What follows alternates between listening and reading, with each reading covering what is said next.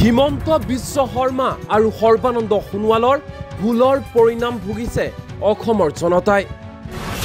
মুখ্যমন্ত্ৰী হিমন্ত বিশ্ব শৰ্মাৰ অহংকাৰ আৰু কেন্দ্ৰীয় মন্ত্ৰী সৰ্বানন্দ সোণোৱালৰ বিফলতাৰ বাবে বিপদত অসমৰ জনতা। কোনো কাৰণতে কা আইনখন মানি লোৱা নহ'ব। অসমত কাৰ কোনো প্ৰয়োজন নাই। অসমৰ ৰাইজৰ বাবে আধাৰ কাৰ্ডৰ সমস্যাটো NRC-টোহে অধিক বেছি গুৰুত্বপূৰ্ণ। দ্বিতীয়বাৰলৈ বিৰোধীৰ উপদলপতিৰূপে দায়িত্ব লাভ কৰাৰ পিছতে গুৱাহাটীত উপস্থিত কংগ্ৰেছ সাংসদ গৌৰৱ গগৈ। গুৱাহাটী বিমানবন্দৰত এনেধৰণে উষ্ম আদৰণি জনোৱা হয় গৌৰৱ গগৈক।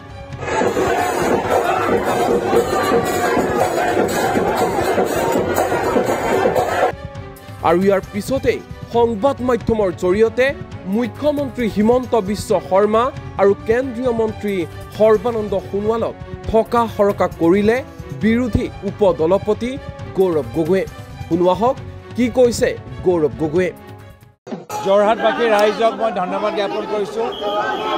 যোৰহাটবাসী ৰাইজৰ মৰমৰ আশীৰ্বাদ পোৱাৰ কাৰণে মই তৃতীয়বাৰ সাংসদ হ'বলৈ পাৰিলোঁ আৰু যাৰ ফলত আজি দলৰ এটা গধুৰ দায়িত্ব পুনৰবাৰ সক্ষম কৰিবলৈ এটা সুযোগ পাইছোঁ। আজিৰ তাৰিখত বৰ্তমান বিজেপি চৰকাৰৰ অনিয়মতাৰ বিৰুদ্ধে আমি মাত মাতিবলৈ বিচাৰিছোঁ। বিশেষকৈ যিদৰে তেওঁলোকে কা আইনটো বৰ্তমান অসম চৰকাৰে ৰূপায়ণ কৰিবলৈ বিচাৰিছে তাৰ আমি তীব্ৰ ভাষাৰে আমি গৰিহণা দিবলৈ বিচাৰিছোঁ। আজি অসমত কা আইনৰ কোনো ধৰণৰ প্ৰয়োজন নাই। আজি অসমত বিভিন্ন আৰু সমস্যা বেছি গুৰুত্বপূৰ্ণ। যিদৰে অসমৰ ৰাইজে আজি আধাৰ কাৰ্ড নথকাৰ কাৰণে আজি তেওঁলোকে ৰাচন পোৱা নাই, সেই সমস্যাটো বেছি গুৰুত্বপূৰ্ণ। যি ধৰণে অসমৰ ৰাইজ আজি NRC ভিতৰত অন্তৰ্ভুক্ত নহয়, আজি NRC ভিতৰত সোমাব লাগে, সেইখিনি সমস্যা বেছি গুৰুত্বপূৰ্ণ।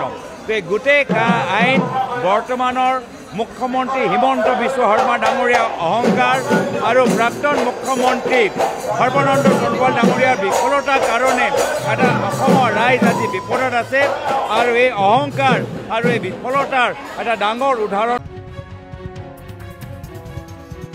নিউজ ডেস্ক এনি টক্স।